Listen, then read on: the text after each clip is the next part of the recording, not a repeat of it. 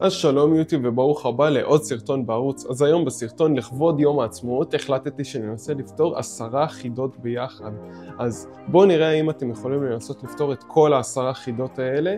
והכי חשוב, בואו נראה אם אני אצליח לפתור את כל 10 חידות האלה. אני עדיין לא ראיתי בדיוק איזה חידות אלה, אבל בואו ננסה לפתור את כולם, ואנחנו חייבים לנסות לפתור את כולם. אוקיי, גם אני חייב לנסות לפתור את כולם נכון.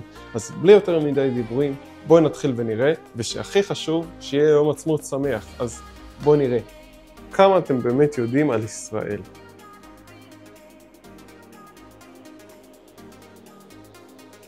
אוקיי, בואו נתחיל.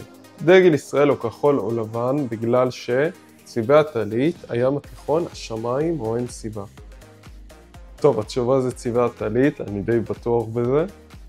שלא יהיה לי פדיחות כאן. והתשובה היא צבעי הטלית. לא הבנתי למה הוא סימן את זה באדום, זה אמור להיות בצבע ירוק, אדום זה נראה כאילו טעיתי, אבל לא משנה, העיקר צדקתי. נשיא המדינה הראשון היה או דוד בן גוריון, יצחק בן צבי, חיים ויצמן או משה שרת. טוב, נשיא המדינה חיים ויצמן, בואו נראה. ונשיא המדינה הראשון היה חיים ויצמן. שאלה מספר שלישית, מי ראש הממשלה שכיהן הכי הרבה ברצף? דוד בן גוריון, מנחם בגין, יצחק רבין או בנימין נתניהו?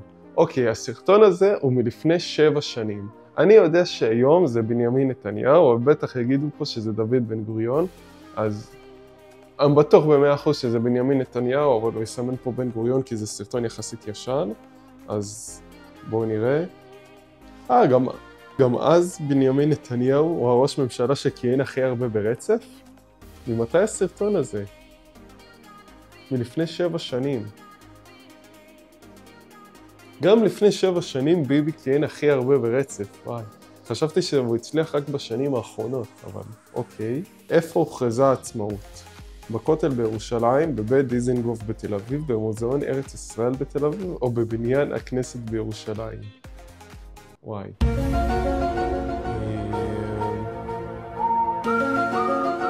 האמת, אני לא ממש יודע את זה.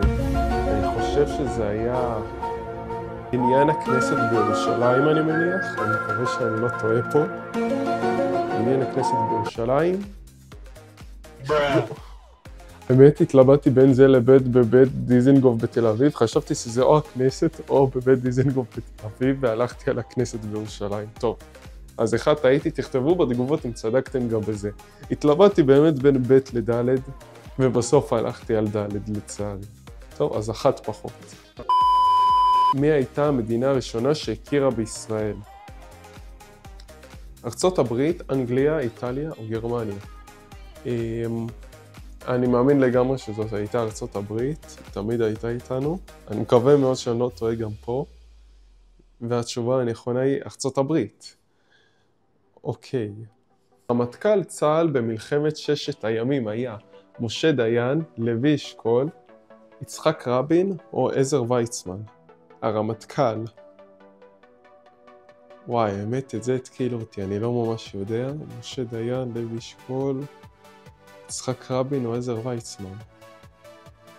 6 הימים הייתה ב-67, אז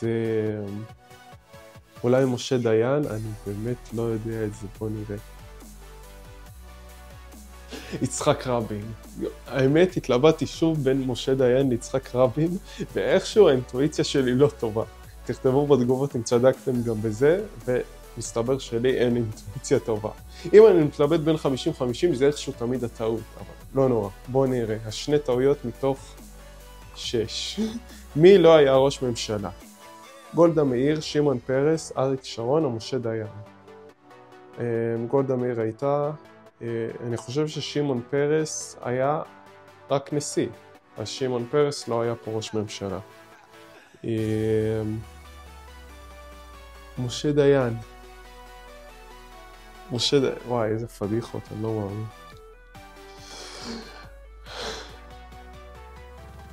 אני לא מאמין.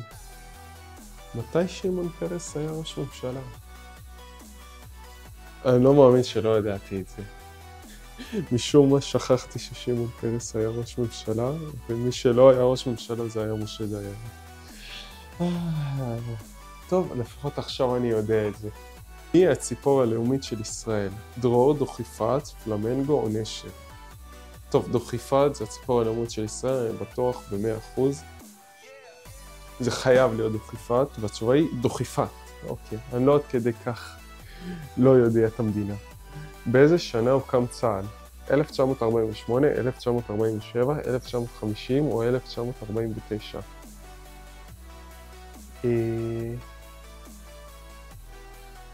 אני מתלבט פה בין 1947 ל-1948. אני מאמין שב-1948 הוקם צה"ל. 1948, צדקתי בזה לפחות. מי היה השגרירה הראשון של ישראל באו"ם? יצחק רבין, גולדה מאיר, משה שרת או אבא אבן?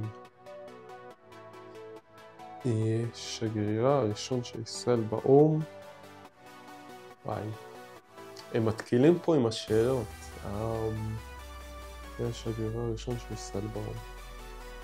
אני חושב יצחק רבין, אני לא יודע למה, יש לי הרגשה. בואו נראה מה התשובה הנכונה. אבא אבן.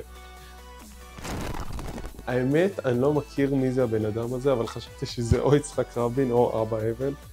ושוב, לא הלכתי עם האינטואיציה הנכונה. אז רגע, כמה הצלחתי לפתור פה? השאלה השלישית, אני חושב שפתרתי את השאלה השלישית, נכון? או חצי פתרתי. חצי פתרתי אותה, בואו נסכם שחצי פתרתי אותה. טוב חברים, אז הצלחתי לפתור 5.5 תשובות נכונות מתוך 10.